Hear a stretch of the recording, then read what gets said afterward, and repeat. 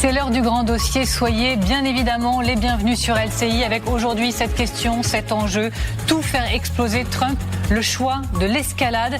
Les États-Unis feront sauter et anéantiront les centrales électriques, les puits de pétrole, l'île de Kharg, si un accord n'est pas trouvé pour débloquer le détroit d'Ormuz. C'est le dernier coup de pression signé Donald Trump. Tout faire exploser.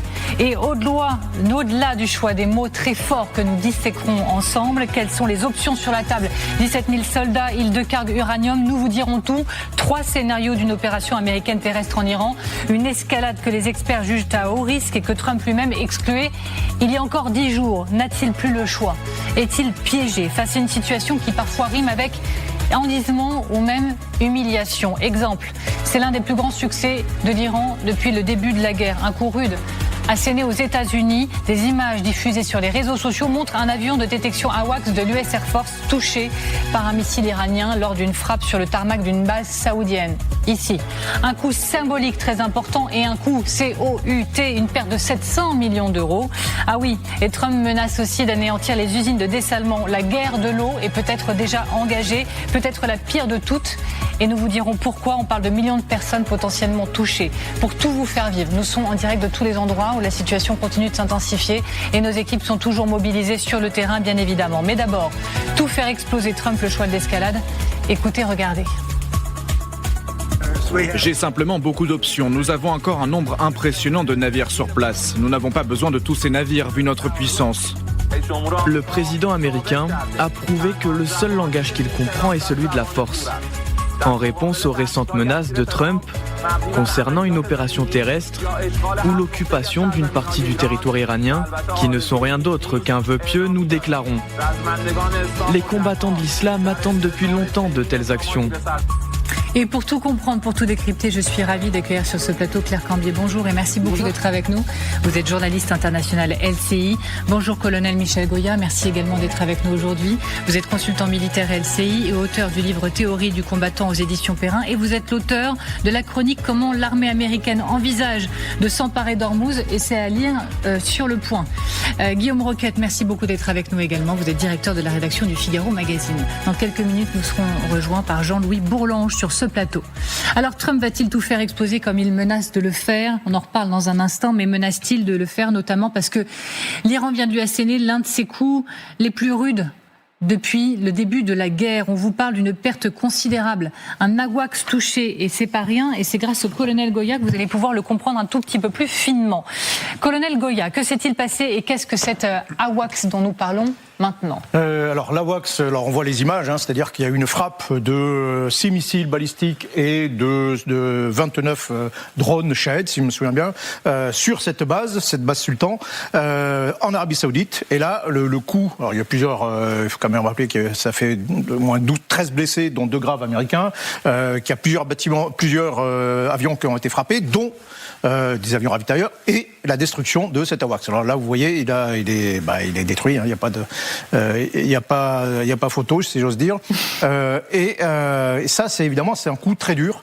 C'est un coup très dur parce que l'AWACS, c'était presque une révolution dans le ciel, ce type d'engin. C'est un Boeing 707 sur lequel on a mis un radar volant, et à partir de ce radar, dans le ciel, vous pouvez gérer toutes les opérations aériennes dans un rayon de 300 à 400 km. Vous voyez ceux qui volent de chez vous, vous pouvez les guider, vous voyez ce qui vole d'en face, les tirs de missiles, etc. Donc c'est absolument essentiel à la guerre aérienne moderne.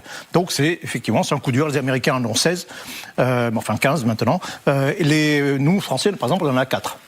Et ce serait une catastrophe si on en perdait un. Donc voilà, c'est vraiment un coup dur. Et la question qu'on peut se poser, si on peut voir la carte, par exemple, l'endroit où ça se trouvait. C'est passé, oui. C'est que voyez, donc la base aérienne Prince Sultan, elle est relativement près en réalité de l'Iran. Et c'est ça le paradoxe, c'est que tous ces avions qui sont là pour appuyer les avions de combat, ils sont dans le golfe d'Oman. Le groupe aéronaval, il est là. Les avions de combat, ils sont loin. Et mes avions de soutien, ils sont prêts. Les ravitailleurs, ils sont prêts et ils sont indispensables pour que ça puisse continuer. Les AWACS aussi. Mais n'était pas forcément indispensable qu'ils soient aussi près. Et ensuite, surtout, ce qui frappe surtout, c'est que ils sont très peu protégés en réalité. Ils sont à ciel ouvert, très peu protégés. Donc il a suffi d'une frappe qui n'a pas été interceptée de drones mixtes, de drones et de missiles balistiques, pour faire des dégâts considérables. Et ça, évidemment, ça pose question. Et je le disais, coût considérable, COUT également, ça vaut une fortune. C'est actuellement, si vous voulez en acheter un, il faut sortir peut-être 700 millions d'euros. Voilà, entre 500 et 700 millions d'euros, donc coût considérable à tout point de vue pour les États-Unis. On va analyser la portée de tout cela ensemble. Merci beaucoup, colonel. Perte considérable pour les États-Unis, c'est l'un des plus grands succès pour l'Iran, du coup, en miroir. Claire Cambier ? Oui, et c'est aussi une perte symbolique, surtout comparée aux pertes iraniennes. Quand on voit que Pete Hegseth, le ministre de la Défense américain, indique qu'il y a entre 120 et 130 navires qui ont été coulés, par exemple. Voilà, il faut aussi relativiser, mais c'est une perte en tout cas conséquente et qui montre aussi les faiblesses, comme l'expliquait le colonel Goya, dans la région, avec une défense antiaérienne et qui n'est pas toujours efficace à 100%. Je viens vers vous, Guillaume. Je me tourne juste vers Sonia Dridi qui nous attend depuis la Maison-Blanche. Je ne veux pas la faire patienter plus longtemps. Merci infiniment, Sonia Dridi, d'être avec nous, correspondante accréditée TF1 à LCI à la Maison-Blanche. Sonia Dridi, comment s'est perçu de votre côté un symbole majeur, j'oserais même le mot humiliation pour certains ? Alors en tout cas, c'est un symbole majeur en effet, et c'est embarrassant pour l'administration américaine. D'ailleurs, au départ, le département de la guerre, département de la défense, a confirmé au départ que seulement la perte de 2 avions ravitailleurs sur cette base d'Arabie Saoudite. Et finalement, hier, le CENTCOM a confirmé la destruction donc de cet AWACS, mais l'administration Trump ne l'a pas fait tout de suite. Donc les faits se sont déroulés sur cette base d'Arabie Saoudite où 15 soldats américains ont été blessés. C'est en effet un avion qui coûte très cher et c'est la première fois en 49 ans d'exploitation que l'US Air Force perd un tel avion en opération. Donc il y a quelques semaines, le général Kane disait que les Iraniens se défendaient bien. Pour les Américains, malgré le fait qu'ils ont et qu'ils répètent qu'ils ont anéanti de nombre de leurs capacités militaires, eh bien cela montre qu'il y a encore de la résistance côté iranien. Merci infiniment Sonia Dridi. On se retrouve dans quelques instants parce qu'on va parler de salle de bal, salle de guerre. J'en dis pas plus pour le moment. Guillaume Roquette, humiliation pour les États-Unis, pour Donald Trump en particulier ? Oui, je dirais double humiliation. D'abord parce qu'effectivement, l'armée américaine, comme l'expliquait Michel Goya, n'a pas su protéger. C'est quand même un outil essentiel, onéreux et stratégiquement très utile. Mais aussi humiliation parce que cet avion, il n'a pas été abattu en train de faire la guerre. Et c'est ça le paradoxe, c'est que les pertes américaines, il y a, je crois, 2 ou 3 avions de combat qui ont été abattus dans cette guerre, mais c'était un tir fratricide, c'était les Koweïtiens qui s'étaient trompés de cible. Donc, le paradoxe, c'est que il y a plus de défense antiaérienne en Iran, l'aviation iranienne est KO, et pourtant, il y a des frappes comme celle de l'avion. La conséquence, peut-être pour Donald Trump, c'est de se dire, ok, il faut qu'on aille à terre. Parce que, puisque ces missiles continuent à nous frapper, puisqu'on n'est pas capable de nous défendre efficacement en se protégeant contre ces engins, alors la solution, c'est d'aller essayer de les empêcher de nuire à la racine. La question de la lacune de la défense aérienne, elle se pose très fortement aussi. C'est un coup dur aussi pour les capacités de surveillance américaines et de toute la région. Ça dit quelque chose de la porosité. Bien sûr, notamment parmi les dégâts, on en a assez peu parlé, mais des dégâts qui sont très importants, c'est les dégâts sur les radars. Vous savez, les radars de veille, les grands radars, c'est quelque chose de stratégique pour les Américains aussi. Ils avaient un radar en FPS 132, je crois qu'ils en ont 5 en tout dans le monde. Ça, c'est un truc qui cherche qui est destiné à surveiller les missiles intercontinentaux. Il y en avait un au Qatar qui a été touché par les Iraniens. Il y avait un radar plus petit pour leurs missiles intercepteurs qui a été détruit en Jordanie, ce qui a facilité aussi justement les tirs de missiles balistiques iraniens. Il y a d'autres qui ont au moins 2 autres qui ont été endommagés.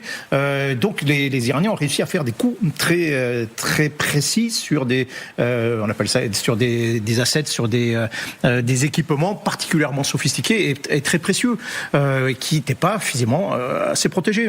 Donc on peut s'étonner, pourquoi il y a des avions, pourquoi il n'y a pas d'abri bétonné par exemple, pourquoi on était obligé d'évacuer tous les gens de certaines bases parce qu'ils étaient à l'air libre, pourquoi il n'y a pas eu de protection station souterraine. Pourquoi il n'y a pas de... alors tout ça... Oui, et aussi d'ailleurs pourquoi cet avion est-il là, quoi. C'est-à-dire, il pouvait être basé en Israël par exemple, il lui faut 1 heure, 2 heures de vol pour venir dans la zone d'opération, c'est pas un problème. Pourquoi est-il basé là? Donc il y a parfois l'armée américaine qui est une grosse machine, qui est parfois un peu une forme de grosse administration, qui manque un peu de souplesse, et parfois des choses très étonnantes. Ça montre aussi le pouvoir de nuisance iranien qui persiste après un mois de guerre, parce qu'il faut quand même souligner que sur cette défense antiaérienne, elle fonctionne à 90%.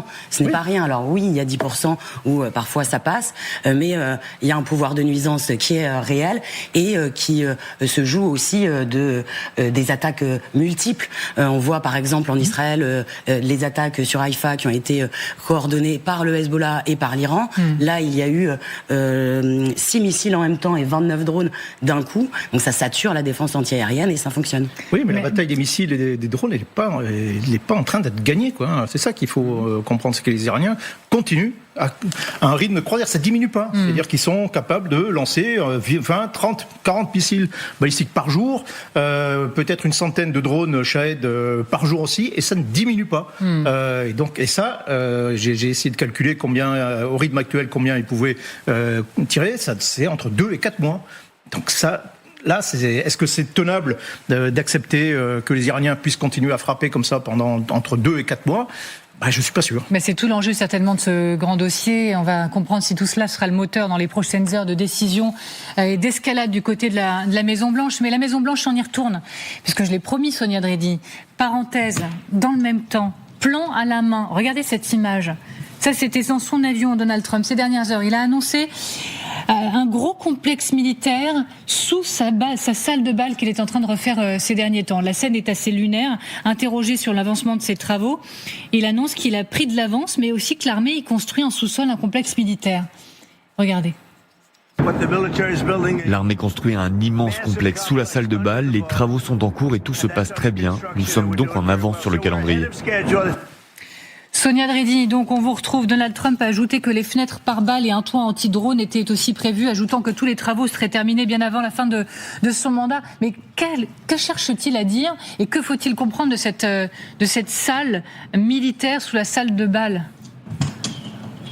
Oui, c'est une déclaration qui a surpris beaucoup de journalistes et beaucoup dans le pays parce que on parle beaucoup de cette salle de bal qui se construit donc à l'aile est de la Maison Blanche, mais personne ne savait, en tout cas il y avait peu d'indications qu'il souhaitait construire un abri militaire sous cette salle de bal. Il a notamment dit pour protéger, ce sera un abri pour protéger de drones ou d'autres choses. Je peux vous montrer l'aile est. Vous pouvez voir la grue qui est en train de faire la construction donc de cette salle de bal. On entend toute la journée les travaux et donc si vous pouvez voir la grue, ça serait à l'aile est de la Maison Blanche. Et là, je me situe justement devant l'aile ouest. Et donc c'est un gros chantier. Alors Donald Trump a assuré qu'il y avait eu des fuites parce qu'il y a un procès intenté contre le chantier, mais cette annonce a été évidemment une surprise.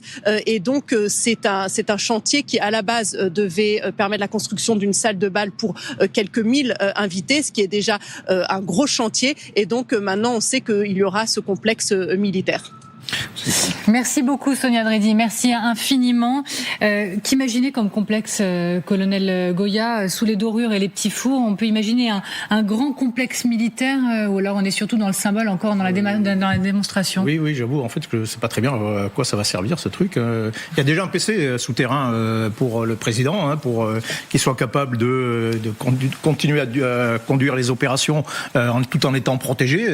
Il a un PC volant aussi au cas où. Mais là, ce bunker sous la salle de bal, je sais pas, c'est en cas de bal justement. S'il y a une attaque pendant le bal, tout le monde peut se protéger dans le bal tragique. Bal tragique, oui. Allez-y, gardez la main du coup, Guillaume. Oui, d'abord c'est toujours une bonne occasion quand on fait des travaux de construire des installations souterraines parce que c'est évidemment plus difficile dans des villes comme Washington de faire des trous parce qu'il n'y a pas beaucoup de place. Vous savez que ça n'a rien à voir, mais à Saint-Denis, il y a le Stade de France. Vous savez qu'on avait construit pour la Coupe du Monde de football. Et sous le Stade de France. Il y a des installations gigantesques. Ah bon? Notamment, il y a des réservoirs d'eau qui permettent que, quand il y a une crue de la Seine, Paris ne soit pas trop impacté et que les agences de retraitement des eaux puissent continuer à travailler. Mais je ferme la parenthèse. Ce qui est intelligent, je pense, c'est de dire, regardez, cette salle de bal, elle va être utile.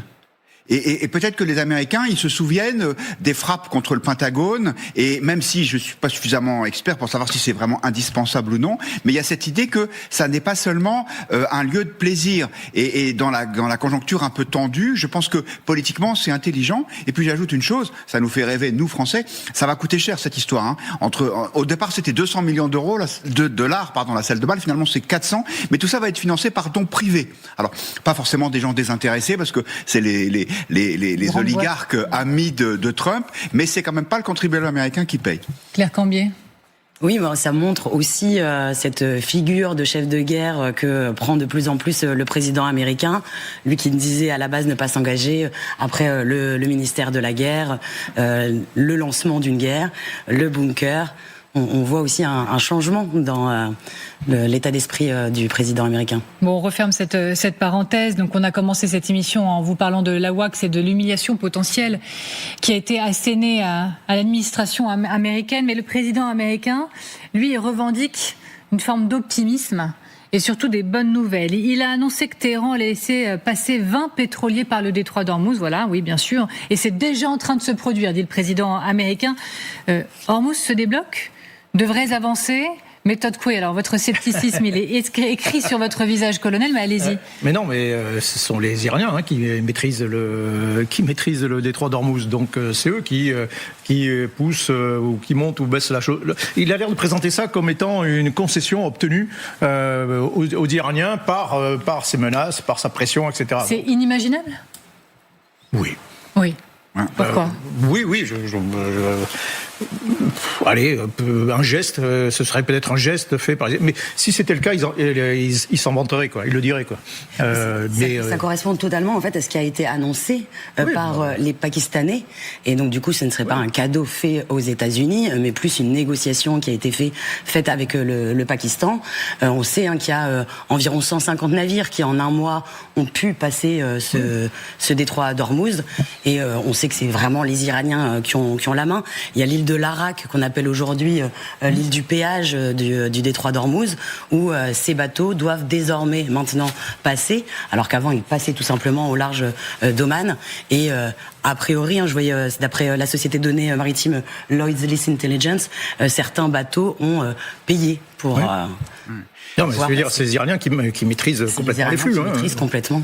On le voit sur les images. En fait, il y a plus de 2000 kilomètres de côtes iraniennes qui longent le détroit. Et tout ça est complètement montagneux. Donc, derrière chaque colline, il peut y avoir un petit système avec des drones, avec des missiles à courte portée.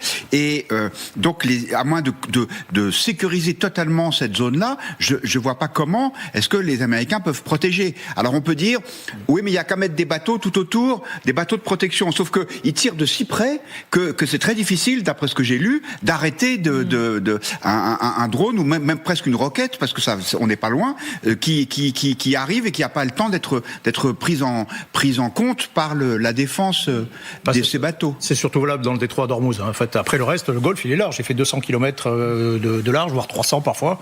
Bon, on peut se protéger un peu plus facilement, mais quand on aborde le détroit, là, on est vraiment à courte portée. Mais le président américain l'assure, là je le cite encore, qu'il a affaire maintenant à des personnes différentes d'avant en Iran, de nouveaux interlocuteurs qui seraient plus faciles à l'approche.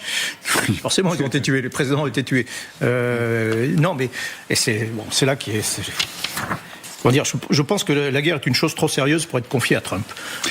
Mais Trump il dit voilà, oui, il y a eu un changement de régime puisque le régime les dirigeants précédents ont été tués.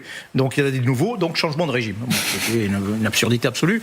D'autant plus d'ailleurs que c'est les remplaçants, ils sont encore plus radicaux, encore plus gardiens de la révolution que les précédents. Donc ça va pas forcément dans le sens qu'il aimerait, quoi. Mais après on parlait outils. Oui, effectivement, quand Donald Trump parle de nouveau régime plus raisonnable, ou il est idiot, ou il est mal renseigné, ou il a une idée derrière la tête. Et à mon avis, c'est plutôt la troisième hypothèse, c'est qu'en fait, il est en train de construire un récit. comme il l'a fait au Venezuela, en disant regardez, la nouvelle présidente du Venezuela est beaucoup plus coopérative, alors même que c'était la numéro 2 du régime quand Maduro a été exfiltré du pays par les forces américaines. Et donc il n'est pas exclu que Donald Trump soit en train de construire une histoire en disant il y a des gens plus accommodants, j'ai obtenu quelque chose, on ne sait pas quoi, mais il parle de discussions sérieuses, de progrès importants, pour essayer de justifier une baissée en tension militaire. Il y a un nouvel élément qu'il faut mettre sur la table dans l'équation globale. Les rebelles houthis du Yémen, alliés de l'Iran, ont attaqué samedi Israël pour la première fois depuis le début du conflit au Moyen-Orient. Quelles sont les répercussions possibles? Quelle escalade cela promet-il? Sachant qu'il donne sur le détroit de Bab el-Mandeb, voilà, on le voit sur la carte juste ici. Donc c'est à portée de tir pour eux, en quelque sorte, mais vous le direz mieux que moi dans un instant. Mais je voudrais vous faire écouter maintenant le porte-parole du ministère de l'Information houthi, qui menace de fermer ce détroit. Regardez. Il est certain que cela fait partie des options à notre disposition, car le problème est lié à l'escalade israélo-américaine. Vous devez certainement suivre les préparatifs américains et les discussions concernant une intervention terrestre. Le détroit de Bab el-Mandeb doit faire partie des endroits qu'il faudra surveiller. Oui, il est aussi surnommé, ça je l'ai appris aujourd'hui, la porte des larmes, ce détroit. Le fait que les Houthis potentiellement entrent dans la guerre, d'ailleurs on n'en est pas certain. Est-ce que vous estimez que c'est juste un geste entre guillemets ou ça signe effectivement leur entrée dans la guerre? Pour l'instant, c'est un geste, on va le dire comme ça. Ils ont attaqué Israël, ils n'ont pas attaqué le commerce international. C'est-à-dire, vous avez deux grands axes vitaux du commerce international, enfin 3, en comptant le cap de Bonne-Espérance, mais c'est le golfe Persique, le détroit d'Ormuz, et c'est la mer Rouge et le détroit de Bab el-Mandeb. Et donc, il faut quand même rappeler que ces gens-là, qui sont des alliés de la République islamique, ont perturbé le commerce dans la région pendant plus d'1 an, que ça a donné lieu à déjà une campagne aérienne très puissante des Américains et des Britanniques, mais qui aurait obtenu peut-être, en tout cas ça a obtenu la cessation des attaques de la part des Houthis. Je crois que c'était au mois de mai 2025. C'est la première victoire de Donald Trump. Là, il dit ok, voilà, j'ai obtenu quelque chose. On a bombardé comme des fous les Houthis, et puis finalement, bon, ils ont cédé, ils se sont calmés, ils ont accepté de ne plus attaquer de navires américains, puis après même de tout le monde. Et donc là, pour l'instant, les Houthis, ils étaient un petit peu en retrait. Alors on pourrait dire soit c'est parce qu'ils n'ont pas envie de rentrer dans la guerre, un peu comme le Hezbollah d'ailleurs au passage, parce qu'ils ont déjà pris beaucoup de coups, ils n'ont pas envie d'y retourner, soit parce que c'est l'Iran qui les gardait comme carte éventuelle, soit peut-être un peu des deux. Pour l'instant, ils ont attaqué Israël, mais ils n'ont pas attaqué les navires. Et donc, je sais pas, on sent que c'est pas encore ça. Mais c'est une menace extrêmement, et puis avec des implications extrêmement importantes. Un autre détroit potentiellement à portée de tir si vraiment les Houthis Oui, parce qu'on le voit bien sur la carte. Il y a donc ces deux détroits qui permettent par lesquels il faut passer pour exporter le pétrole, y compris le pétrole d'Arabie Saoudite, parce qu'il y a un énorme pipeline qui descend depuis la côte du nord où il y a les installations de raffinage et qui permet, en cas de besoin, de sortir une partie du pétrole d'Arabie Saoudite par la mer Rouge, si jamais le détroit d'Ormuz est bloqué. Donc effectivement, si ça coince à ces deux endroits-là, ça devient très compliqué, parce que sinon, je ne sais pas comment on fait.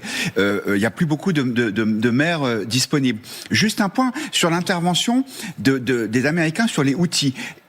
Moi, j'ai lu à plusieurs reprises que l'une des raisons peut-être de l'excès de confiance de Trump dans son intervention en Iran, c'était ce qui s'était passé avec les Houthis. Parce qu'effectivement, comme le rappelait Michel Goya, les Américains m'ont bombardé comme des fous et les Houthis ont dit OK, on arrête parce que finalement le coût à payer est trop cher de frapper comme ça des bateaux en mer Rouge comme il le faisait jusque-là. Et donc Trump s'est dit après tout ça a marché avec les Houthis, peut-être que ça va marcher avec les Iraniens. Puis pour l'instant, c'est pas le cas. Oui, Claire. Oui, mais ce qu'on voit, c'est déjà qu'il y a une force. Les Houthis avaient, entre 2023 et 2025, mené 500 attaques, attaqué 150 navires, ils en avaient coulé 4 également. Donc, la force reste présente. Et puis surtout, au-delà de ce qui peut se passer en mer Rouge, c'est aussi l'ouverture d'un nouveau front. Et donc, du coup, ça complique aussi la situation pour les Israéliens et les Américains, puisqu'ils doivent s'occuper aussi d'une autre zone et stopper les attaques sur ce front-là. Ils doivent intercepter les missiles missiles, à nouveau aussi les missiles des Houthis, en plus de ceux qui viennent d'Iran ou de ceux qui viennent du Liban pour les Israéliens, alors que la tâche commence à devenir un peu compliquée. Bon voilà, oui, ça complique très largement la chose. Hormuz au cœur des options sur la table de Donald Trump. Oui, si les Iraniens n'ouvrent pas le détroit, Trump menace de faire exploser les centrales électriques, c'est pas tout, les puits de pétrole, l'île de Karg et peut-être toutes les usines de dessalement. C'est très important de garder ce point en tête. D'ailleurs, on y reviendra dans cette émission. On vous parle maintenant d'une escalade que les experts jugent à haut risque. Et pourtant, 3 scénarios se précisent. Les scénarios d'une opération américaine terrestre en Iran. Aller chercher les 400 kilos d'uranium, récupérer le pétrole iranien. Il l'a fait au Venezuela, débloquer Hormuz. Donc, comment est-il piégé le président américain? N'a-t-il d'autres solutions? C'est la question. Ce sont les questions que nous nous poserons ensemble. Jean-Louis Bourlanges, je vous en prie, faites votre entrée sur ce plateau. Vous êtes le bienvenu, ancien président de la Commission des Affaires étrangères de l'Assemblée nationale. Et puis, vous verrez, et nous analyserons ensemble des images satellites, oui, preuve de destruction de sites de missiles de production, des lanceurs iraniens. Regardez ces images, on les décryptera. Nous essaierons de mesurer le niveau de destruction en cours en Iran. Merci beaucoup Jean-Louis Bourlanges d'être avec nous. On se retrouve dans un tout petit instant. À tout de suite.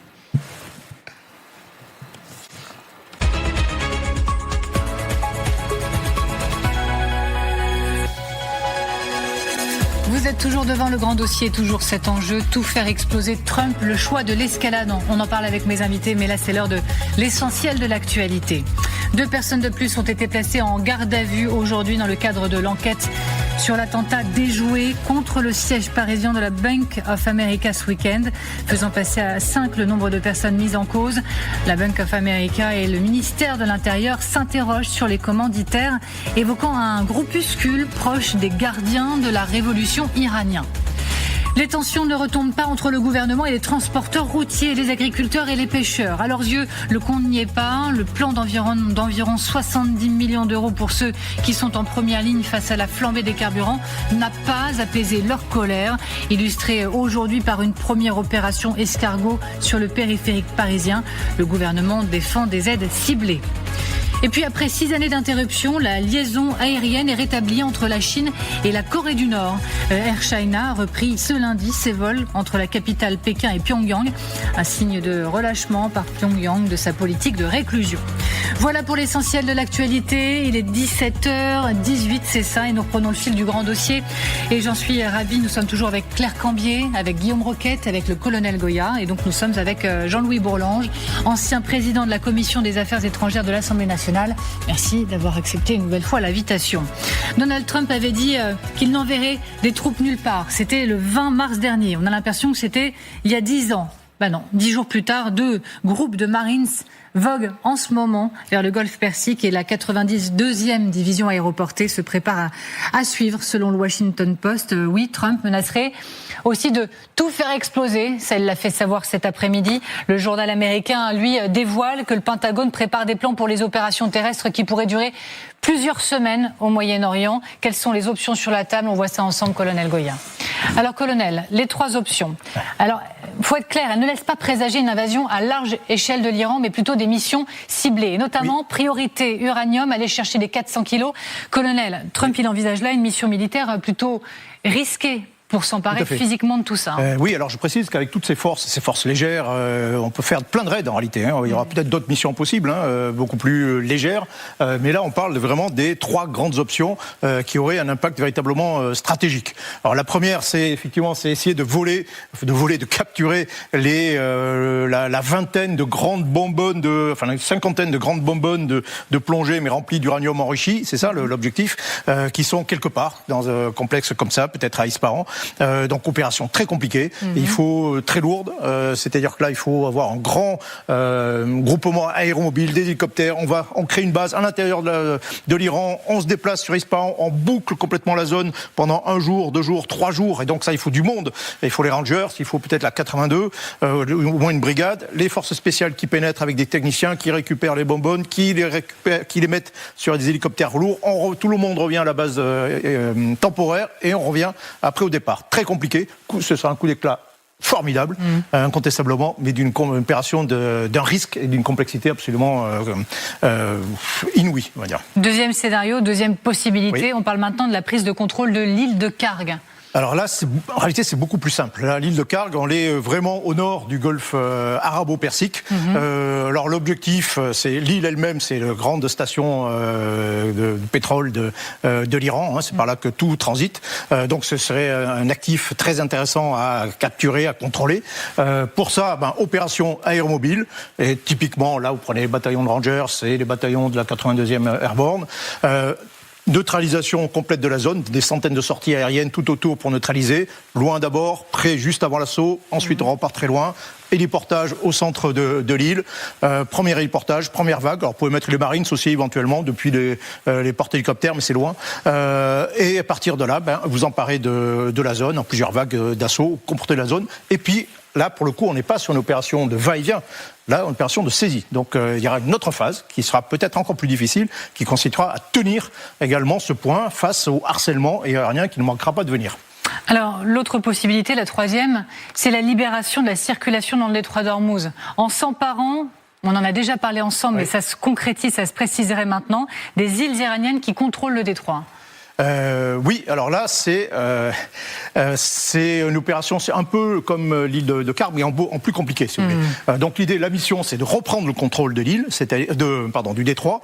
Et pour ça, il faut prendre un certain nombre d'îles clés. L'île de Keshm, en particulier, donc c'est une île gigantesque, très tenue. Vous avez au moins 2 brigades. L'île ça s'appelle l'Arak, également. Vous avez au moins un bataillon qui est là. Il faut au moins s'emparer de ces 2 positions.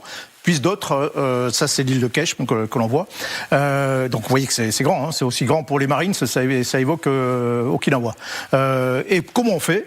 Eh bien là, c'est là qu'interviennent éventuellement les bataillons de Marines, les 2 BU, on appelle ça les unités expéditionnaires, une qui débarquerait dans le nord de Keshm, une autre à l'Arak, en plusieurs vagues, hélicoptères, véhicules blindés, chalands, et puis ensuite on envoie le lourd avec les overcraft. Sans doute aussi la brigade aéroportée sur Keshm. Et là, phase 2, effectivement, on nettoie, on s'empare, on nettoie complètement au moins ces 2 îles. Plus tard, il faudra peut-être s'emparer d'Abu Moussa un peu dans le sud. Et puis, phase 4, là aussi, il faudra tenir. On voit les cartes, on voit les îles clés. Keshm. Donc c'est la grande île, ça c'est absolument indispensable. L'Arak, c'est également indispensable. Et puis ensuite, il y a d'autres îles un peu secondaires. On voit ces trois petits îlots ici qui en fait appartiennent aux Émirats arabes. Il y a des postes, il y a un bataillon sur Abu Moussa, des postes de surveillance sur les îles Tom. Donc en gros, il faut s'emparer de ces points. Et puis ensuite, encore une fois, il faudra tenir. Et si on tient, effectivement, les 3000 navires qui sont bloqués dans le Golfe pourront peut-être sortir. Et ça, ce sera déjà une grande victoire pour les Américains. Merci infiniment, colonel, c'était très clair. Jean-Louis Bourlange, je sais qu'on parle du président américain, dont on peut se dire, mais bien sûr, il a le choix, il a tous les choix, il est le président de la première puissance mondiale. Mais est-ce que là, vous le sentez piégé, acculé ? Et effectivement, il n'y aurait plus d'autre façon de s'en sortir que d'intervenir, et notamment au sol. Je crois effectivement que cette affaire a été très mal préparée. Politiquement, c'est surtout politiquement. On a mis un dispositif militaire impressionnant, mais en même temps qui n'est pas de même nature que le dispositif militaire qu'on avait mis, par exemple, en face de l'Irak il y a quelques années. Et ce dispositif militaire, on ne voit pas à quoi il peut servir. Et pour l'instant, alors, si on arrive à faire cette opération, moi, quand j'écoutais Michel, je me disais l'opération d'exfiltration des fûts de nucléaire, d'uranium enrichi. Bon, si on y arrive, ça, je suis très sceptique. Mais sinon, je vois que tout est concentré sur le détroit d'Ormuz. C'est-à-dire que c'est quand même extraordinaire que le but de guerre aujourd'hui, c'est, au prix d'énormes destructions qui ont été faites et qui vont être faites, de reconstituer la situation antérieure, où on n'avait pas de problème de détroit d'Ormuz. Donc c'est quand même quelque chose de totalement absurde. Mais fondamentalement, je pense que je ne comprends pas. Je pose 3 questions. Premièrement, est-ce qu'il y a un compromis possible entre Trump et les Iraniens qui ne se traduisent pas par la perte de face du président américain. Et vous croyez que c'est possible ? Je ne le vois pas, mais D'accord. c'est possible. C'est possible qu'il y en ait un, mais je ne vois pas. Je crois que de toute manière, les Iraniens auront tenu, ils auront maintenu leur horrible régime, ils auront contrôlé leur population. Il y aura des tas de dégâts qui auront été causés, qui seront imputables à Trump. La deuxième question, c'est est-ce que Trump peut préférer la perte de face à l'escalade? C'est la question que vous posez. Oui. Ça, je pense quand même qu'il finira par le faire, parce qu'il y a un côté matamor, il s'arrête, mais c'est effectivement très dangereux, parce que c'est pour lui une perte de face. C'est, rappelons-nous Carter, ça a été la fin de Carter politiquement. C'est un échec absolument magistral. Il a conçu ça depuis le début, toute cette politique iranienne, c'est la sienne depuis qu'il a renoncé au JCPOA. Enfin, c'est toujours. Et là, ce serait un échec complet. Donc, je crois que la tentation est grande. Et la d'aller très loin. Et la troisième, troisième, c'est ça le problème, c'est est-ce qu'il est possible d'infliger des destructions massives et vitales à l'Iran sans provoquer des comportements de desperados.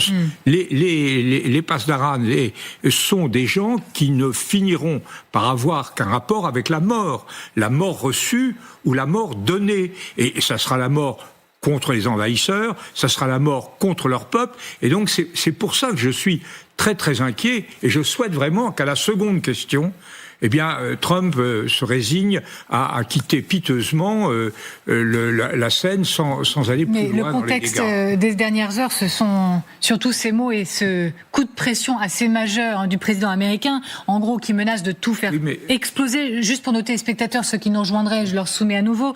Il dit ceci, le président américain: si un accord n'est pas conclu prochainement et si le détroit d'Ormuz n'est pas immédiatement ouvert, nous mettrons un terme à notre agréable séjour en Iran. Et il ajoute, c'est ça le plus important, en détruisant complètement toutes leurs centrales électriques, leurs puits de pétrole et l'île de Karg et les usines de dessalement. Ça, pour vous, c'est le signe d'un président acculé, ou on est dans le jeu classique de la négociation du coup de pression dans le cadre d'un ultimatum? Allez-y. Parce que vous suivez quand même attentivement, une par une, toutes les déclarations de Trump depuis des semaines. Et ça demande quand même une certaine qualité d'endurance. Moi, j'ai renoncé. Je veux dire que je crois que ce qu'il dit, c'est n'importe quoi dans tous les domaines. Et là, c'est n'importe quoi. Simplement, il y a quelque chose derrière qui est très grave. Et je pense que le colonel verra aussi les choses comme ça. C'est qu'il y a derrière tout ça l'idée que la guerre, c'est un jeu vidéo. C'est-à-dire que quand on a la force, à un moment, on appuie, et puis c'est fini. L'adversaire disparaît. Or, c'est pas comme ça que ça se passe, ni militairement, ni politiquement. La guerre, c'est une épreuve terrifiante, imprévisible, et donc là, il peut fantasmer en public et tout, mais de toute manière, s'il va à l'affrontement dur contre les Iraniens, il pourra d'ailleurs pas envahir le territoire iranien, ça, je crois que tout le monde en convient. Il s'expose lui-même à de grandes destructions et à une situation de marginalisation sur le plan international vraiment importante. Plus personne ne fera confiance aux Américains. J'avais juste après Guillaume Roquette, mais votre analyse de texte, colonel, en tant que militaire, quand il menace de tout faire exploser, parce que c'est ça, c'est en gros, j'ai plus seulement le scénario des troupes au sol, je pourrais bombarder et bombarder encore. Est-ce que c'est un scénario ne serait-ce qu'imaginable un instant? C'est de la folie. Pour moi, c'est de la folie pure. Non, mais c'est globalement un aveu d'impuissance. C'est-à-dire, vous cédez pas, je vais tout casser, quoi. Ce qui aura d'abord fera pas plus céder le régime qu'avant, et en plus frappera directement la population iranienne, dont je rappelle que c'était quand même notre meilleur allié dans la région. Je rappelle que le plan initial, alors pas tellement du côté américain, où il n'y a pas vraiment de plan, mais au moins du côté israélien, c'est de dire, voilà, on va au moins frapper le régime, son infrastructure, etc., pour l'affaiblir et pour donner le pouvoir à une population révoltée, sans lui donner les armes, mais pour lui donner le pouvoir. Mais là, si vous frappez tout l'Iran, c'est-à-dire c'est plus une guerre qui est au régime des mollahs, c'est plus une guerre au régime islamique, c'est une guerre à l'Iran que fait Donald Trump, et là, c'est une catastrophe. catastrophe. C'est une catastrophe avec des campagnes de bombardement. C'est une catastrophe. Ce sera réédition de ce que s'est passé au Nord-Vietnam, etc. Mais voilà, c'est de la folie. Pour moi, c'est un énorme aveu d'impuissance. Je voudrais juste vous montrer, c'est pas en réponse, mais on n'en est pas loin quand même, des images diffusées par l'agence de presse iranienne Fars, images présentées comme étant celles de milliers de jeunes diplômés d'une école pour la protection des îles iraniennes. Voilà, on parle de envahir Kark, de prendre Kark, de bombarder Kark. La réponse des Iraniens, elle est là. Encore une fois, image de propagande, bien sûr, mais il s'expose à quelque chose de terrible s'il n'ose ne serait-ce que d'entrer dans cet engrenage, pour vous, Guillaume Roquet ? C'est que maintenant le monde entier sait où est l'île de Kark, donc on peut imaginer que les Iraniens, ils sont pas restés l'arme au pied et qu'ils ont prévu quelques éléments de riposte si jamais Trump s'en approchait de trop près, surtout qu'il a déjà fait bombarder l'île il y a maintenant 2 semaines, et donc tout le monde est au courant que c'est un de ses objectifs. Moi j'ai le sentiment que on est... Le pire n'est pas certain. Ça fait déjà maintenant 10 jours que Trump multiplie les signaux aux Iraniens en disant « je veux négocier ». Alors certes, il a mis la barre assez haut, mais en face, il y a 0 réponse. Pourquoi ? Les Iraniens ne veulent pas négocier parce qu'ils pensent qu'ils peuvent avoir le dessus dans cette guerre. En fait, vous engagez des pourparlers quand vous vous sentez en situation de faiblesse ou quand vous vous dites j'ai plus à perdre qu'à gagner à continuer le conflit. Et jusqu'à présent, c'est pas le cas. On voit bien, malgré tous les dommages imposés par les États-Unis et Israël, les Iraniens tiennent bon. Et donc peut-être que c'est le coup de pression ultime, ces menaces de Trump, pour essayer d'amener les Iraniens à négocier. Et ça expliquerait pourquoi, dans le même temps, il dit ce nouveau pouvoir est quand même plus raisonnable. Allez-y. Et voilà. Non, je vois que vous l'avez la main, donc je m'arrête là. Qu'est-ce que ça va finir en l'air dans notre jargon à nous. Les États-Unis feront sauter et anéantiront des centrales électriques, des puits de pétrole, l'île de Kark. C'est le dernier coup de pression, je le disais, du président américain. Si aucun accord n'est trouvé pour débloquer le détroit d'Ormuz, on en parle bien sûr également avec vous, Sonia Dridi, depuis la Maison-Blanche. Merci beaucoup d'être restée avec nous. Votre analyse depuis la Maison-Blanche, vous, journaliste accrédité sur place. Sonia, c'est le signe d'un président acculé. On est dans le jeu classique d'un Donald Trump qui met sous pression en vue de négociation avec un ultimatum à la clé. Alors, l'imprévisibilité fait partie de la stratégie de Donald Trump. On parle souvent de la théorie du fou, Mad Men, qui était également utilisée par son prédécesseur Nixon. Donald Trump qui fait monter la pression pour tenter d'obtenir des concessions dans les négociations. Mais on sent tout de même un président de plus en plus frustré, agacé. Il cherche une porte de sortie. Il a déclaré il y a quelques jours à un conseiller, selon le Wall Street Journal, que cette guerre l'empêchait de se concentrer sur ses autres priorités. Donald Trump qui aimerait bien que cette guerre se termine d'ici la mi-mai, son voyage en Chine qu'il a déjà reporté une fois. Donc on sent quand même que même s'il utilise encore une fois cette stratégie, c'est un président sous pression. Il vient d'admettre au New York Post dans une interview il y a quelques instants que c'était bien avec le président du Parlement Rally Baf que tenter de négocier l'administration. Il a dit on saura à peu près dans une semaine s'il est prêt à travailler avec les Américains ou pas. En même temps, il y a quelques heures, son secrétaire d'État Marco Rubio a déclaré dans une interview que cette administration se préparait à la probabilité que les Iraniens n'acceptent pas les demandes faites par la Maison-Blanche. Merci. Le chaud, le froid en permanence, c'est dur à suivre, mais heureusement vous êtes avec nous pour essayer. Merci beaucoup Sonia Dridi depuis la Maison-Blanche. Vous levez le doigt. Allez-y Jean-Luc. Je lève le doigt pour vous signaler, oui. L'allusion à la théorie du fou, à la stratégie du fou est très intéressante. Et l'allusion à Nixon est très intéressante. Nixon a utilisé la stratégie du fou en disant il faut avoir un comportement irrationnel parce que votre adversaire est obligé de se soumettre à cette logique. Mais le résultat, il a appliqué ça au Cambodge. Il a envahi le Cambodge et il a renversé le pouvoir de Sihanouk. Et il a introduit deux dictateurs. Le résultat de tout ça, c'est que le Cambodge est passé au Khmer Rouge, avec des millions de morts. Donc la stratégie du fou, il faut quand même faire attention. Je crois que l'un des grands problèmes de Trump est contenu dans le fameux dicton « Quand on est un marteau, tous les problèmes sont des clous ».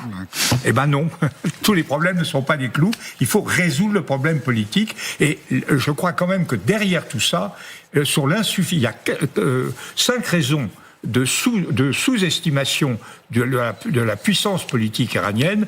D'abord, c'est l'ampleur du pays, 93 millions.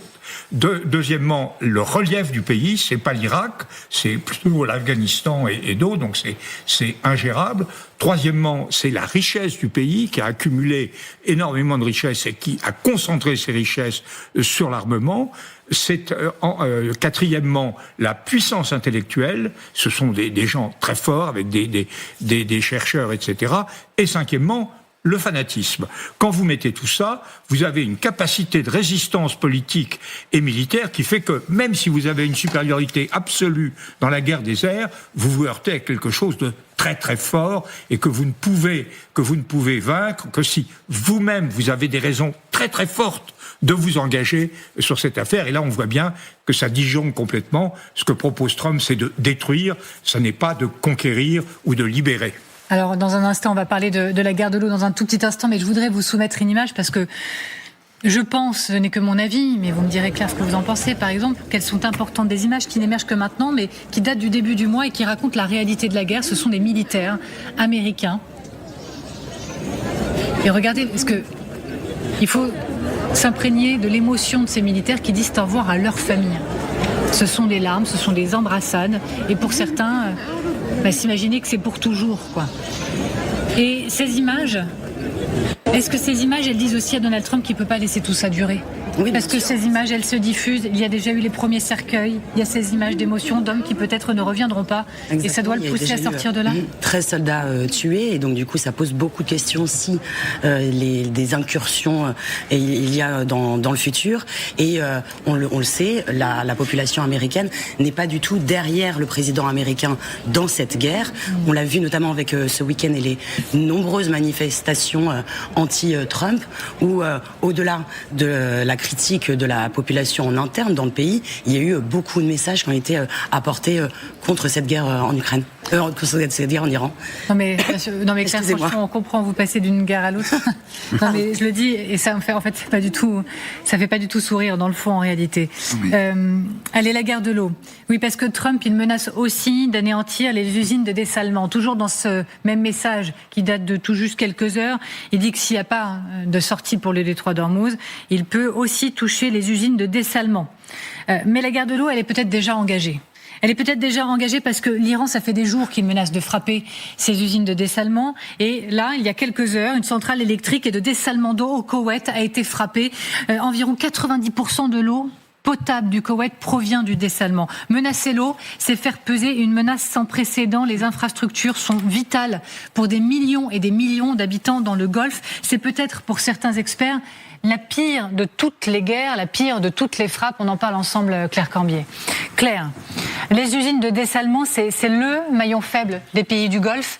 Et je le disais, cible vitale pour leur survie. Oui, elles sont essentielles vraiment au Moyen-Orient. C'est une région, vous le savez, très aride, précipitations très faibles. Il n'y a pas de grands fleuves dans les pays du Golfe. Selon la Banque mondiale, la disponibilité de l'eau y est 10 fois inférieure à la moyenne mondiale. Secteur donc vital. Alors on va le voir sur une carte. Ces usines, elles fournissent 42% de l'eau eau potable aux Émirats Arabes Unis, 70% en Arabie Saoudite, 86% au Oman et 90%, voire même plus, au Koweït et au Qatar. En cas de frappe, donc, plus d'eau potable, mais pas seulement, il y aurait aussi plus d'eau pour faire fonctionner les hôpitaux, les administrations, l'ensemble des services publics. Et au niveau économique, beaucoup de secteurs seraient évidemment impactés, puisque sans eau, pas d'irrigation, et puis sans eau, impossible d'extraire ou de raffiner du pétrole, par exemple.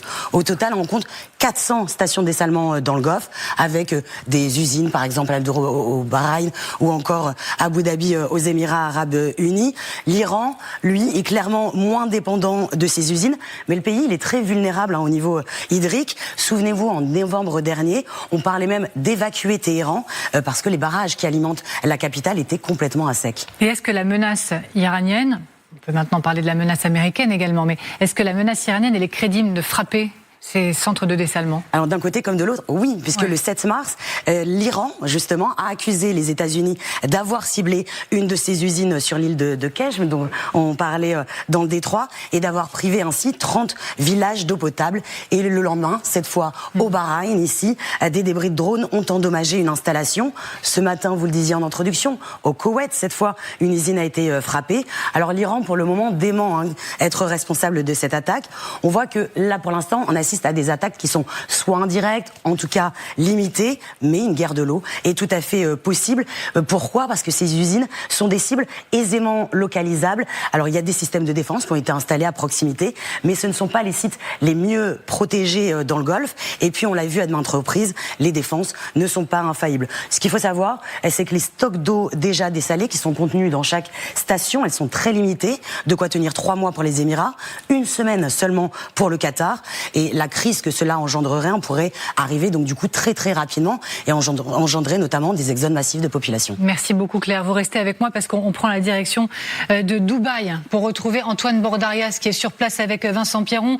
Merci beaucoup d'être avec nous Antoine Bordarias. Racontez-nous cette crainte d'une attaque qui pourrait atteindre des millions de personnes, on le disait. Oui, tout à fait. Ce qui est sûr, c'est que depuis le début de la guerre, on voit bien ici, dans la région du Golfe, que ces usines de dessalement deviennent petit à petit donc des cibles privilégiées pour l'Iran dans ces frappes quasi quotidiennes contre ses voisins du Golfe. En témoigne, vous l'avez dit, cette nouvelle frappe donc au Koweït la nuit dernière. D'après les autorités du Koweït, cette nouvelle frappe sur une usine de dessalement, elle a fait 1 mort. Il s'agit d'un ressortissant indien qui travaillait sur la zone. Et puis surtout, elle a fait d'importants dégâts. On vient de l'évoquer.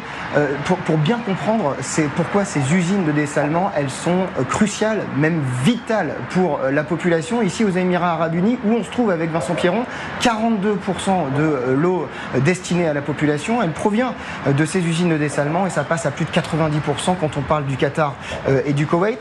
Alors, y a-t-il vraiment une crainte de pénurie d'eau dans les prochaines semaines si la guerre se poursuit et surtout si les frappes iraniennes se poursuivent sur ces usines de dessalement? La réalité, c'est qu'on est vraiment très loin d'un tel scénario. Déjà, parce que, Claire l'a dit à l'instant, il y a énormément d'usines de dessalement dans la région, 400, et il y en a très peu, on ne sait pas le nombre exact depuis le début, mais il y en a très peu qui ont été touchés depuis le début de la guerre. Et puis, les monarchies du Golfe ont largement agrandi ces dernières années leur capacité de stockage. Le Qatar, par exemple, aurait les plus grandes réserves stratégiques d'eau potable et son gouvernement assure qu'il peut tenir jusqu'à 4 mois uniquement avec ses réserves. Merci infiniment Antoine Bordarias avec Vincent Pierron. Merci à tous les deux messieurs.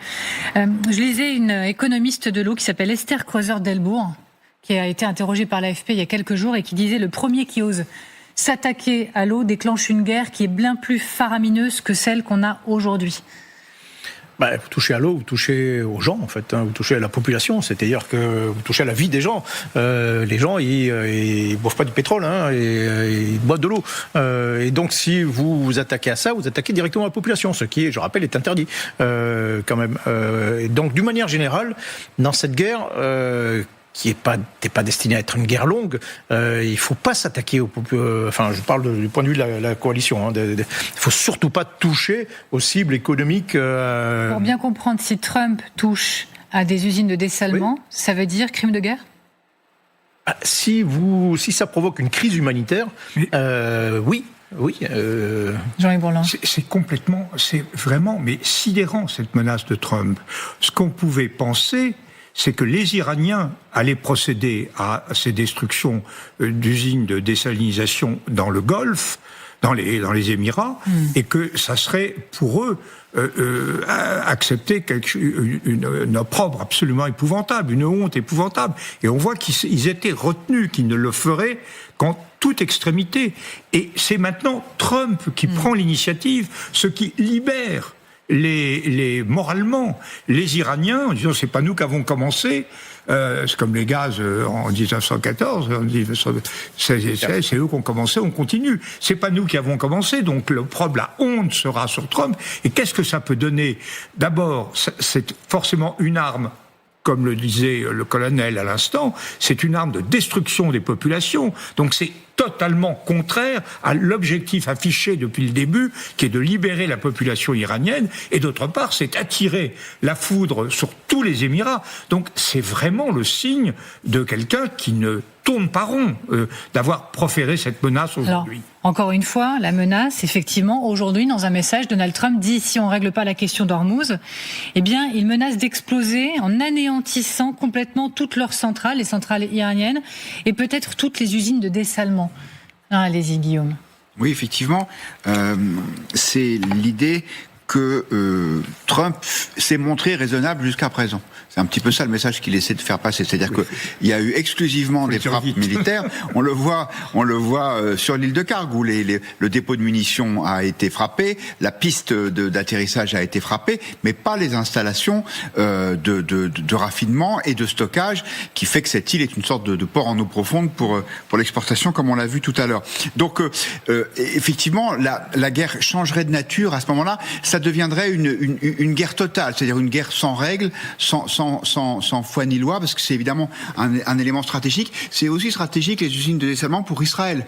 Alors, il y a 5 grandes usines qui sont au bord de la Méditerranée, donc c'est relativement loin, c'est difficile à frapper pour les Iraniens. Mais ces usines, c'est, je crois, les Israéliens qui ont inventé la technologie d'osmose inverse qui permet de désaliniser l'eau. Je ne sais pas si c'est comme ça qu'on dit. Et en tout cas, ça assure 80% de l'eau potable du pays.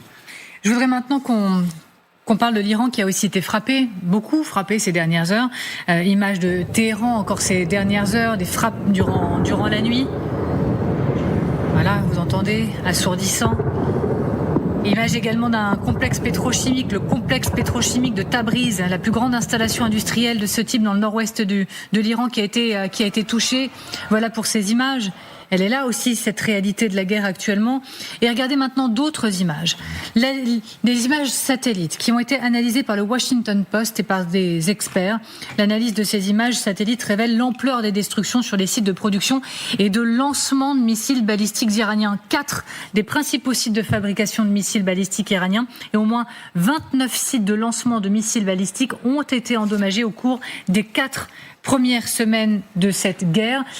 Colonel Goya, que voit-on ? Comment pouvez-vous analyser ces images de votre côté ? Alors là, il y a plusieurs batailles qui se déroulent parallèlement. Il y a la bataille du nucléaire, il y a la bataille du Golfe, il y a la bataille de Liban, et puis il y a la bataille des missiles, en défense et en attaque. Et cette bataille, sur la longue durée, le but des coalisés, c'est de faire en sorte que les Iraniens ne puissent plus tirer du tout de missiles et de drones, ce qui est encore un autre problème. Le but de l'objectif pour les Iraniens, enfin pour les gardiens de la révolution, c'est de continuer à tirer. Tant qu'ils tirent des missiles, ils ne sont pas vaincus. Donc ils font tout pour à la fois résister aux attaques des Israéliens et des Américains et de continuer à tirer. Et donc vous avez un jeu comme ça qui dure depuis des semaines, qui va certainement durer encore des semaines, dans lequel les Israéliens et les Américains essaient, surveille. Il faut rappeler, effectivement, l'Iran, c'est l'Europe occidentale en superficie. C'est la France plus l'Espagne, le Portugal. Donc il faut surveiller toute cette zone et il faut aller traquer toute cette infrastructure. Donc tout ce qu'on appelle les villes, c'est des villes de missiles qui sont installées à différents endroits. Certaines dans des montagnes, on en parlait vendredi. Dans les montagnes, mais bien sûr, c'est pas au hasard, qui sont très largement enterrés, avec des stocks enterrés. Vous avez des stocks de composants chimiques, de composants. Ils arrivent à produire à peu près entre 3 et 4 missiles balistiques chaque jour. Et donc, voilà, et à partir de là, c'est à la fois des zones de fabrication et des zones de tir qu'il faut détruire, en réalité, si on veut mettre fin à cette menace. Colonel, voyez-vous là les preuves d'une stratégie militaire contre l'Iran qui commence à fonctionner ? Ça commence à fonctionner, oui et non. C'est-à-dire, c'est ce que je disais un peu tout à l'heure, c'est que malgré tout, les Iraniens continuent à lancer entre 20, 30, 40 missiles par jour. Voilà. Et ça ne diminue pas, c'est ça là, qui est le plus inquiétant, c'est que ça ne diminue pas. Et donc, ça veut dire que cette traque, elle est insuffisante en réalité. Donc, il faut aller plus loin. Tout ça, c'est enterré. Et on revient toujours aux limites de l'action des frappes aériennes. C'est peut-être pour ça, effectivement, que peut-être des forces aéroterrestres seraient peut-être utiles. pour aller traquer, descendre ou déposer par hélicoptère ou déposer en bataillon et descendre dans la ville et casse tout une bonne fois pour toutes. Voilà, et après on remonte dans les hélicos et puis on repart un peu plus loin pour la ville de missiles suivante. Mais en tout cas de figure, si on change pas la méthode, soit si on augmente les doses de frappe, etc., la bataille elle est perdue. En réalité, il faut être clair là-dessus, quoi. D'autant plus que de l'autre côté, à l'autre point de vue, du côté où on reçoit les missiles, les intercepteurs, par exemple, commencent à s'épuiser. Pour dire simplement, je termine là-dessus, les gardiens de la Révolution fabriquent plus de missiles que les coalisés fabriquent d'intercepteurs, par exemple. Et donc, au bout d'un moment, oui, ça peut poser de très graves problèmes. Thierry Breton, à votre place, vendredi dernier, montrait à quel point les Iraniens étaient passés maîtres dans l'art de la guerre asymétrique. Il parlait même de la Première guerre mondiale asymétrique. Et en l'état, vous pensez que les Iraniens sont en position de force ? Je suis absolument pas capable de... manifestement, M. Breton avait un dossier très étayé. Oui, parce qu'il était commissaire à la défense, donc il a des informations. Ce n'est pas mon cas. Mais ce que je crois très simplement, c'est que la stratégie des Américains peut conduire à... C'est une stratégie de suprématie, d'hégémonie militaire évidente. Elle peut conduire à la destruction, elle ne peut pas conduire à la victoire. Puisqu'il y a la victoire si le régime iranien reste en place, contrôlant cet immense territoire et cette population, on aura simplement reporté de quelques années la menace posée par ce régime, et ce sera complètement piteux. C'est ça qui est à la base de ce système, c'est que il s'est engagé dans un processus dans lequel il peut effectivement détruire énormément de choses, mais il ne peut pas conquérir, enfin en termes clausewitziens, il ne peut pas conquérir l'objectif politique. Il y a une chose qui me paraît très frappante aussi, c'est un peu comme les jeux, c'est à quel point ils ont confondu la supériorité technologique et la supériorité des organisations sur des problèmes ponctuels. Par exemple, ce qu'ils ont fait au Venezuela, c'est quand même génial d'arracher Maduro à son lit et de le ramener comme ça. Ça fait penser à ce qu'avait fait Otto Skorzeny quand il a extrait Mussolini de sa prison de Rome et il l'a ramené en Allemagne. Ils ont fait des choses comme ça, alors génial, le Mossad, avec les chefs du Hezbollah. Et ils ont fait la même chose avec les frappes initiales qui ont décapité le régime iranien. Mais cette guerre-là, ça n'est absolument pas une guerre. C'est la destruction, c'est des opérations ponctuelles. Le Venezuela, ça a marché, parce qu'il y avait derrière, sans doute, la vice-présidente qui, à mon avis, en a désiré en croquer un peu, comme on dit. Donc, il s'est passé. Mais c'était là il y avait un jeu politique. Manifestement, il n'existe pas dans cette affaire. C'est ça qui est terrible. C'est vraiment une absence, et pas la faute des militaires, parce que les militaires américains ont, semble-t-il, informé Trump. Mais c'est une méconnaissance de ce que peut faire une guerre. En tout cas, l'Iran tient. Certains ne comprennent toujours pas comment c'est possible dans de telles conditions, mais il faut aussi rappeler que Téhéran s'adapte chaque jour avec un dispositif qu'il disperse. Il disperse ses centres, il décentralise ses centres de commandement en structures plutôt mobiles. Et c'est pas tout. Le régime, il a lancé une campagne de recrutement de volontaires par message direct sur les téléphones portables. On retrouve Siavash Ghazi, correspondant France 24 RFI, depuis Téhéran. Et il faut qu'on en sache un peu plus, Siavash Ghazi.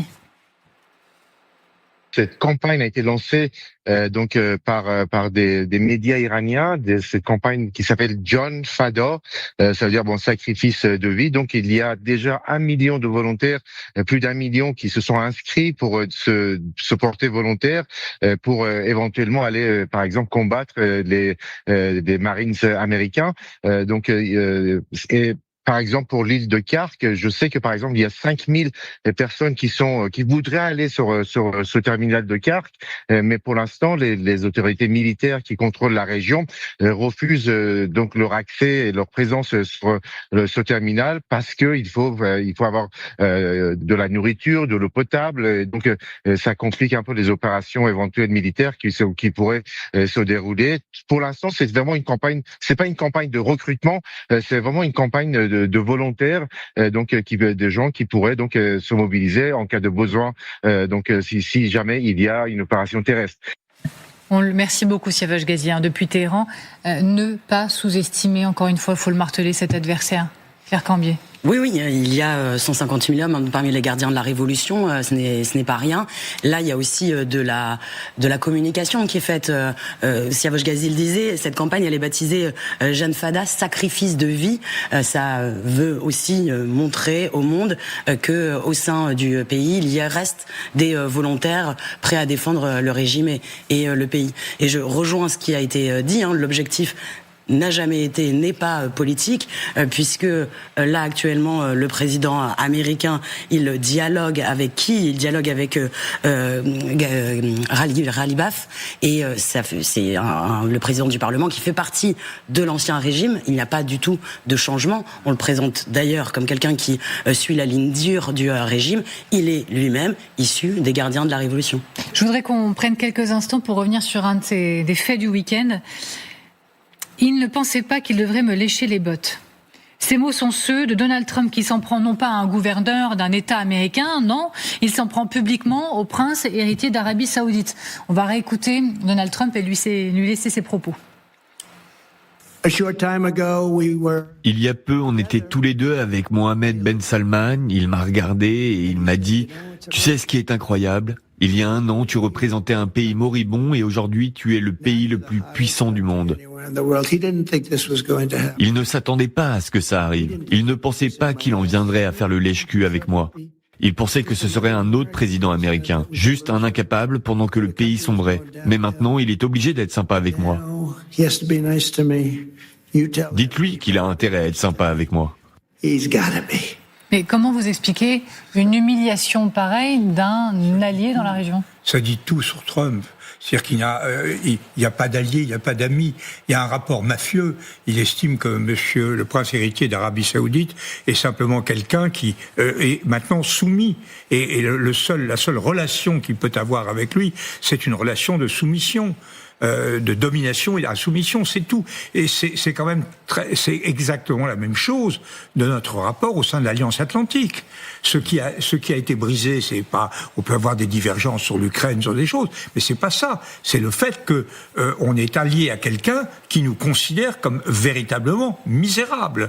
Nos valeurs sont pas bonnes, nos personnalités, nos dirigeants sont minables, tout ça ne vaut rien, et voilà, c'est tout. C'est quelqu'un qui est incapable d'avoir un rapport normal, ce qui est essentiel dans une vie internationale. Il n'a aucun respect pour aucun de ses interlocuteurs. C'est vraiment le parrain, et encore le parrain tel qu'il a été filmé en tout cas, est une personnalité autrement plus attachante et plus complexe que celle de Donald Trump. Guillaume Roquette. Oui, le risque, c'est que le lien de confiance soit définitivement rompu entre Trump et ses alliés. Regardez la façon dont il a traité les Britanniques, les Français, en disant pourquoi vous voulez pas venir m'aider pour sécuriser le détroit d'Ormuz, et puis le lendemain il dit finalement j'ai pas besoin de vous.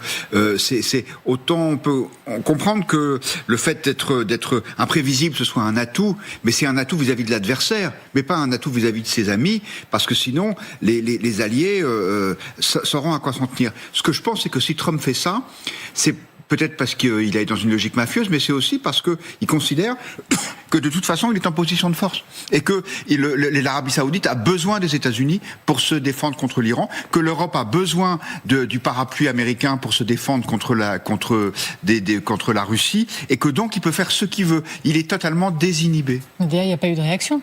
Non, effectivement. Parce qu'il ne peut pas se le permettre. Après, je pense que oui, il y aura pas de réaction à chaud, mais est-ce que Ben Salman a apprécié ? Je suis pas sûr. C'est pas un homme parfaitement pacifique, hein. Il l'a montré dans le passé, à la fois avec la façon dont il traitait les journalistes et même les membres de sa famille qui se mettaient en travers de son chemin. Certes, allez-y, colonel.